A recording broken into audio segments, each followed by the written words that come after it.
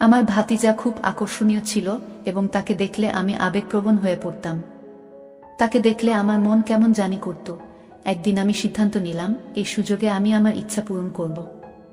আমার স্বামী কয়েকদিনের জন্য শহরের বাইরে চলে গিয়েছিলেন। সেই রাতে আমি আমার ভাতিজার ঘরে গেলাম এবং ধীরে ধীরে তার পাশে শুয়ে পড়লাম। যখন রাত গভীর হয়ে গিয়েছিল, সে আমাকে দেখে অবাক হয়ে জিজ্ঞেস করল, আমি কি চাই। আমার নাম ছিল সোনালী এবং আমি আমার শ্বশুরবাড়িতে স্বামীর সাথে সুখী ছিলাম। কিন্তু অজানা কারণে আমি আমার ভাতিজার প্রতি আকৃষ্ট হয়ে পড়েছিলাম। সে ছিল আকর্ষণীয়, যদিও আমার স্বামী আমাকে কখনো বলেনি যে তার এমন একটি ভাগ্নে আছে। আমাদের বাড়িতে একজন কাজের মেয়ে কাজ করত, আর আমি নিজেও বাড়ির কাজ করতাম। একদিন আমি লক্ষ্য করলাম আমার ভাতিজা আমাদের বাগানে গাছে পানি দিচ্ছে। সে বারবার আমার দিকে তাকাচ্ছিল। আমি তার প্রতিটি পদক্ষেপ লক্ষ্য করছিলাম এবং বুঝতে পারছিলাম যে সে আমার দিকেও আগ্রহী। আমার গল্পগুলো তোমরা শুনো, কিন্তু সাবস্ক্রাইব করো না। দয়া করে গল্পগুলো ভালো লাগলে ভিডিওটি লাইক, শেয়ার এবং চ্যানেলটি সাবস্ক্রাইব করো প্লিজ। আমি ভেবেছিলাম আমার বয়স 25 হলেও আমি এমনভাবে নিজেকে সাজিয়ে রাখতাম যেন আমার বয়স 17 বা 18 মনে হতো। তরুণ বয়সে আমার চেহারা ছিল আকর্ষণীয়, কিন্তু আমি জানতাম আমার ভাতিজা খুব লাজুক। সে কখনো প্রথমে কিছু বলার সাহস করবে না, কারণ আমার স্বামী তাকে সব সময় নিয়ন্ত্রণ করতেন। ছোটখাটো বিষয়েও তাকে সতর্ক করতেন, এটা করো না, ওটা করো না। এই কারণেই সে তাকে ভয় পেত এবং আমার দিকে আগাতে সাহস করত না। কিন্তু আমি জানতাম কেউ না কেউ প্রথম পদক্ষেপ নেবে। আমি বা আমার ভাতিজা, কেউ একজন। আমি ভাবছিলাম যে যদিও আমি আমার স্বামীর সাথে খুশি ছিলাম, তবুও সেই পূর্ণ সুখ আমি তার কাছ থেকে পাইনি, যা একজন নারী একজন পুরুষের কাছ থেকে যা চায়। এইসব ভাবতে ভাবতে 10 দিন কেটে গেল। এই 10 দিনের মধ্যে সে আমার হৃদয়ে একটি বিশেষ জায়গা করে নিয়েছিল। তার কথা বলার ধরন ছিল অত্যন্ত সুন্দর। সে খুব মধুর সুরে আমার সাথে কথা বলতো। অন্যদিকে আমার স্বামী আমার সাথে সবসময় কঠিন ভাষায় কথা বলতেন, যা আমাকে কষ্ট দিত। তবে আমার ভাতিজা সুনীল আমার সাথে খুব ভদ্রভাবে কথা বলতো, আমাকে সম্মান করত। সুনীলের প্রতি আমার মনোযোগ বৃদ্ধি পাচ্ছিল এবং আমি অনুভব করছিলাম যে তার প্রতি আমার আকর্ষণ বাড়ছে। আমি এ বিষয়ে কাউকে বলতে চেয়েছিলাম, কিন্তু জানতাম যে বললে সমস্যার সৃষ্টি হতে পারে। আমি যদি কাউকে বলতাম, তারা আমার সম্পর্কে অপবাদ ছড়াতো এবং আমার স্বামীও আমাকে ছেড়ে দিতে পারত। তাই আমি এটি গোপন রেখেছিলাম, কিন্তু আমার হৃদয় তখন আমার ভাতিজার জন্য ব্যাকুল ছিল। একদিন আমি সিদ্ধান্ত নিলাম যে সেই রাত আমি তার সাথে কাটাবো। আমার স্বামী কাজে বাইরে যাচ্ছিলেন আর আমি খাবার তৈরি করে দ্রুত খেয়ে নিলাম। রাত গভীর হলে আমি ধীরে ধীরে তার রুমের দিকে এগোলাম। আমার হৃদস্পন্দন দ্রুত হচ্ছিল, কিন্তু আমি থামিনি। দরজা খুলে ভেতরে ঢুকলাম এবং তার পাশে শুয়ে পড়লাম। আমার হাত তার বুকে রেখে আমি চাদর সরালাম এবং তখনই আমার মাথা ঘুরে গেল। এটা আমার ভাতিজা ছিল না, আমি প্রথমে খুব খুশি ছিলাম, কারণ আমার স্বামী সবসময় আমার যত্ন নিতেন। কিন্তু সেই রাতে সবকিছু বদলে গেল। তার কিছু আচরণ ছিল খারাপ। তিনি মাঝে মাঝে আমার সাথে খুব রুডভাবে কথা বলতেন, যা আমার খারাপ লাগত। আমি পরিবারের একমাত্র মেয়ে ছিলাম যে স্নাতক পর্যন্ত পড়াশোনা করেছে, কারণ আমাদের গ্রামে মেয়েদের বেশি পড়তে দেয়া হতো না। তবে আমার বাবা মা আমাকে স্নাতক পর্যন্ত পড়াতে উৎসাহিত করেছিলেন। আমি আশা করেছিলাম যে যার সাথে আমি বিয়ে করব সে শিক্ষিত হবে, কিন্তু দুর্ভাগ্যবশত আমার স্বামী তেমন শিক্ষিত ছিলেন না। তবে তার ধনসম্পদ দেখে আমার বাবা মা আমাকে তার সাথে বিয়ে দিলেন। আমাদের শ্বশুর বাড়ি ছিল খুব বড় এবং আমার আরামের জন্য আমার স্বামী গ্রামে একটি বড় বাড়ি তৈরি করেছিলেন, যেখানে আমরা থাকতাম।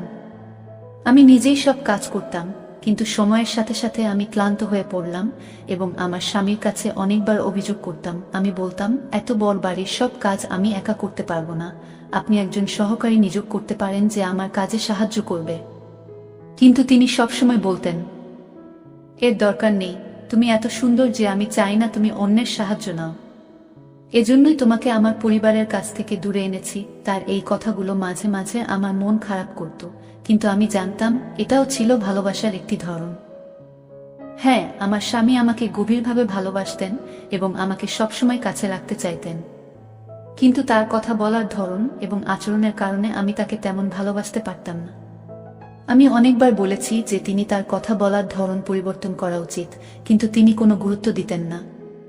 ছোটবেলা থেকেই তিনি এমন পরিবেশে বড় হয়েছেন যেখানে অর্থ উপার্জনের প্রতি বেশি মনোযোগ দেওয়া হতো। সময় চলে গেল এবং আমি ঘরের কাজ করতে করতে ক্লান্ত হয়ে পড়লাম। আমার স্বাস্থ্যও ভালো ছিল না। অবশেষে তারা আমার জন্য একটি কাজের মেয়েকে নিয়োগ করল। দিনমজুর মহিলার সাথে আমার খুব ভালো সম্পর্ক ছিল, আমরা সারাদিন হাসি ঠাট্টা করতাম। তিনি আমার স্বামী আসার আগে তার বাড়িতে চলে যেতেন। তবে একদিন আমার স্বামী একটি অদ্ভুত কাজ করলেন যা দেখে আমি হতবাক হয়ে গেলাম। আমাদের বাড়িতে একটি 18 বছরের ছেলেকে নিয়োগ করা হলো, যে বাগানে পানি দিত, ঘর ঝাড়ু দিত এবং বাইরে থেকে জিনিস আনত। আমি অবাক হয়ে গেলাম, কারণ আমার স্বামী সাধারণত কাউকে বাড়িতে রাখতেন না। আমি জানতে চাইলাম কেন এই ছেলে এখানে আছে, কিন্তু আমার স্বামী বললেন, তুমি ক্লান্ত হয়ে পড়ছো, তাই আমি চাই এই ছেলে তোমাকে সাহায্য করুক। আমি অবাক হলাম যখন শুনলাম সেই ছেলেটি আমার স্বামীকে মামাজি বলে ডাকছে। তখন আমি বুঝতে পারলাম তিনি আমার স্বামীর ভাইপো। আমার স্বামী তাকে বাড়ির কাজে নিয়োগ দিয়েছেন। এই পরিস্থিতি দেখে আমি ভাবলাম, আমার স্বামী হয়তো আমার প্রতি সন্দেহ করছেন এবং আমার চরিত্র পরীক্ষা করতে চান। এটি ছিল তার এক বন্ধুর পরিকল্পনা, যিনি তার মতোই অশিক্ষিত ছিলেন। এই চিন্তা আমাকে দুশ্চিন্তায় ফেলে দিল, কিন্তু আমি জানতাম আমাকে বুঝদার হতে হবে। ভয়ে আমার মনটা এক মুহূর্তের জন্য থেমে গিয়েছিল। ভাবলাম এই সন্দেহ আমাদের সংসার ধ্বংস করবে। তবে আমার স্বামীর আচরণ আমাকে বলেছিল যে এটি সেরকম নয়, তিনি কেবল সাহায্য করতে চেয়েছিলেন। 4 দিন ধরে সেই ছেলেটি আমাদের বাড়িতে কাজ করছিল, কিন্তু আমি এখনো তার সাথে দেখা করিনি। 4 দিন পর যখন তাকে দেখলাম, আমি অবাক হয়ে গেলাম। সে খুব সুদর্শন ছিল। এমন সুদর্শন ছেলে আমি আগে দেখিনি। আমি যেন এক মুহূর্তের জন্য মুগ্ধ হয়ে গেলাম, কিন্তু আমার স্বামী আমার কাঁধে হাত রেখে আমাকে বাস্তবে ফিরিয়ে আনলেন। তিনি জিজ্ঞেস করলেন, সব ঠিক আছে তো? তারপর তিনি বললেন, এখন তোমার পরিচয় করিয়ে দিই। এই ছেলেটি আমার বন্ধুর ছেলে, সে খুব গরিব। আমার বন্ধু অনুরোধ করেছিল যাতে আমি তাকে এখানে এনে কাজ দিই। আমি তার দিকে তাকিয়ে থাকলাম, তার চেহারা খুব সুন্দর ছিল। আমার স্বামী সবকিছু বুঝতে পেরেছিলেন, তাই তিনি আমাকে সেখান থেকে নিয়ে ভিতরে চলে গেলেন। হাঁটতে হাঁটতে আমি একবার বা দুবার ফিরে তাকালাম। এরপর আমি সেই ছেলেটির সাথে কথা বলতে শুরু করলাম। সে খুব ভালো কাজ করত এবং তার কথা বলার ধরনও সুন্দর ছিল। ঘটনাটি বেশ অদ্ভুত ছিল এবং সেই ছেলেটির প্রতি আমার স্বামী বিরক্ত ছিলেন, কারণ সে তার এক বিশেষ বন্ধুর ভাতিজা ছিল। প্রতি সপ্তাহে আমার স্বামীকে শহরে যেতে হতো এবং এইবারও সে শহরে চলে গেল। সেদিন আমি সিদ্ধান্ত নিলাম যে আজ আমি আমার ইচ্ছা পূরণ করব এবং রাতটি সুনীল এর সাথে কাটাবো। আমি পুরো দিন সেই মুহূর্তের জন্য অপেক্ষা করছিলাম এবং রাতে ধীরে ধীরে সুনীল এর ঘরে ঢুকে তার বিছানায় শুয়ে পড়লাম। আমি তার শরীরে হাত রাখলাম। সুনীল ঘাবড়ে গিয়ে বলল, তুমি এখানে কেন? তারপর আমি তাকে আমার ভালোবাসার কথা জানালাম। আমরা সেই রাতে একসাথে অনেক সময় কাটালাম এবং মনে হলো সত্যিকারের সুখ পেলাম। অবশেষে আমি আমার রুমে ফিরে গিয়ে ক্লান্তিতে ঘুমিয়ে পড়লাম এবং সেই রাতে খুব ভালো ঘুম হলো। সকালে যখন আমার ঘুম ভাঙল তখন আমি বেশ ভালো অনুভব করছিলাম, কিন্তু সুনীল এর মুখ দেখে মনে হলো সে খুবই অনুতপ্ত। আমার আবার ইচ্ছা হলো তার সাথে সময় কাটানোর, কিন্তু আমার স্বামী বাসায় না থাকায় সুযোগ হলো না। তবে আমি সুনীল এর রুমে গিয়ে ধীরে ধীরে তার পাশে শুয়ে পড়লাম এবং তার গায়ে হাত রাখলাম। সে সঙ্গে সঙ্গে কথা বলতে শুরু করলো। আমি চাদর সরাতেই চমকে উঠলাম, কারণ সেখানে আমার 18 বছরের ভাতিজা নয়, আমার নিজের স্বামী শুয়েছিল। আমার চোখ বিস্ময়ে বড় হয়ে গেল এবং আমি ভয়ে কেঁপে উঠলাম। স্বামী রেগে গিয়ে আমার মুখে চড় মেরে বলল, তুমি কি ভেবেছিলে তুমি এটা করতে পারবে আর আমি জানব না? সুনীল আমাকে সব বলেছে গত রাতে। তিনি আরো বললেন, আমি অনেক দিন ধরে তোমার চালচলন লক্ষ্য করছিলাম। তোমার সব পরিকল্পনা আমি জানতাম। তুমি আমাকে ঠকাতে চেয়েছ। আমি এই কথা শুনে ভীষণ কষ্ট পেলাম এবং ভয়ে মরে যেতে চাইলাম, কিন্তু এটাকে স্বপ্ন মনে করে উপেক্ষা করেছিলাম। কিন্তু এখন বাস্তবতাটা আমার সামনে দাঁড়িয়েছিল। স্বামীর রাগ এবং দুঃখ তার মুখে স্পষ্ট ছিল এবং তার চোখে হতাশা এবং ক্ষোভ দেখতে পাচ্ছিলাম। তার সেই দৃষ্টিতে আমি কাঁপতে লাগলাম, মাথা ফেটে যাচ্ছিল, শ্বাস নিতে পারছিলাম না। আমার স্বামী বললেন, তুমি তোমার নিজস্ব ফাঁদে পড়েছ। তুমি শিক্ষিত হলেও ভালো মেয়েদের মতো আচরণ করনি। আমি তার হাত থেকে নিজেকে ছাড়িয়ে নিয়ে আমার রুমের দিকে দৌড়ে গেলাম, আর সে আমার পেছন পেছন আসছিল। আমি ভয়ে কাঁপছিলাম, কারণ আমি জানতাম এখন আমার সাথে কি ঘটতে যাচ্ছে। আমার স্বামী আমাকে জীবিত ছেড়ে দেবেন না, এবং এটা আমার প্রাপ্য ছিল। এত ভালো স্বামী থাকা সত্ত্বেও আমি অন্যায় করেছিলাম।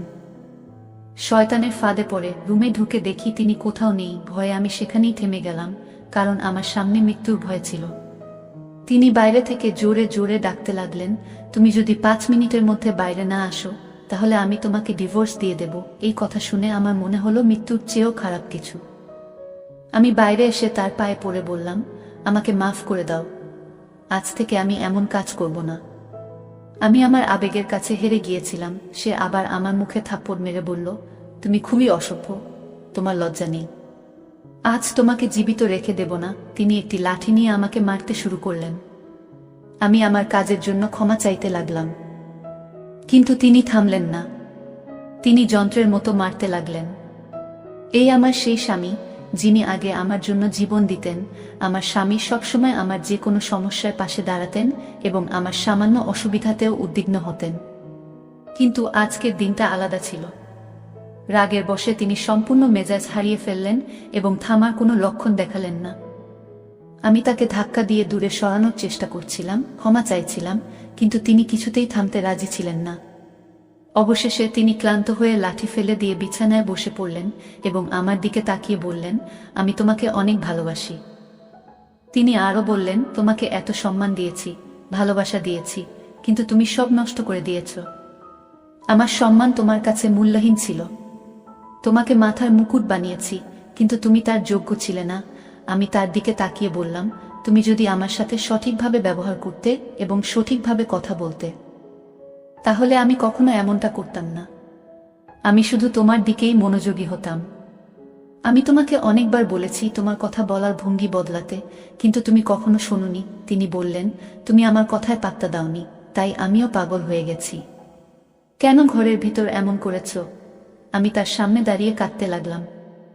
তিনি বিষণ্ণ চোখে তাকিয়ে বললেন, আমি তোমাকে এত সম্মান দিয়েছি, এত ভালোবাসা দিয়েছি, আর তুমি আমাকে এই শিক্ষা দিয়েছ যে আমার অনুপস্থিতিতে তুমি অন্য কারোর সাথে ঘুমাতে পারো। আমি তার দিকে তাকিয়ে বললাম, এর জন্য তুমিও দায়ী। তুমি যদি আমাকে সঠিকভাবে ভালোবাসতে, আমি কখনো এমনটা করতাম না।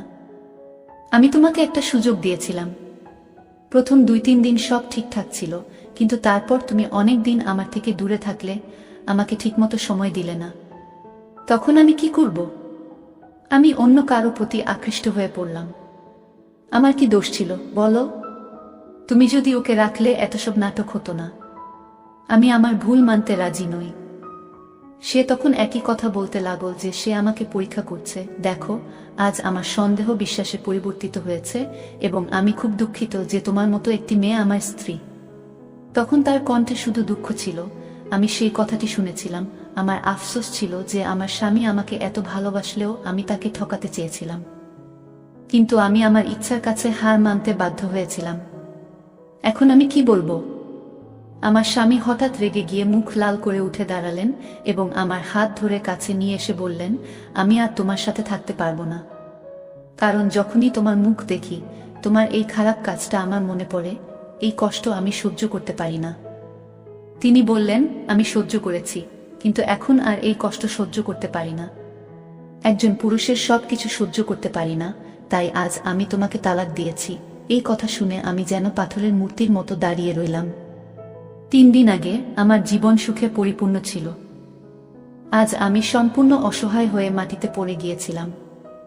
আমার স্বামী আমাকে এমন জোরে ধাক্কা দিয়ে মাটিতে ফেলে দিয়েছিল যেভাবে আমি প্রতিদিন নিজেকে তুলে দাঁড়াতাম।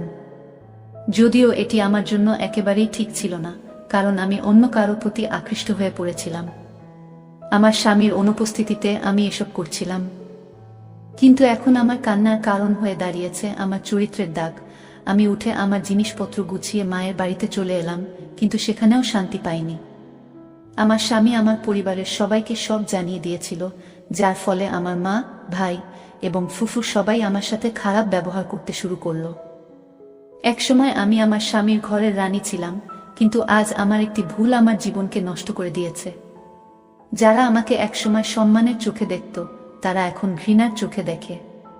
আমি এতটাই লজ্জিত যে নিজের নামও মনে করতে পারছি না। মনে হচ্ছিল এখন আমার বেঁচে থাকার কোনো অধিকার নেই। বারবার সেই ছেলেটির কথা ভাবতে লাগলাম, যে আমাদের বাড়িতে না এলে হয়তো এই ভুলটা কখনোই ঘটতো না। এখন আমি আমার বাবা মায়ের বাড়িতে কাজের মেয়ের মতো জীবন কাটাচ্ছি, কিন্তু আজও আমার ইচ্ছা আমাকে এভাবে বাঁচতে বাধ্য করেছে। মেয়েদের বিয়ের পর শ্বশুরবাড়ির লোকদের সম্মান করা তাদের কর্তব্য হয়ে দাঁড়ায়, কিন্তু একই মেয়ে যখন তার স্বামীর সম্মান নষ্ট করে, তখন সে সেই ঘরের জন্য অভিশাপ হয়ে দাঁড়ায়। তাই বিবাহিত মেয়েদের সবসময় তাদের স্বামীর সম্মান রক্ষা করা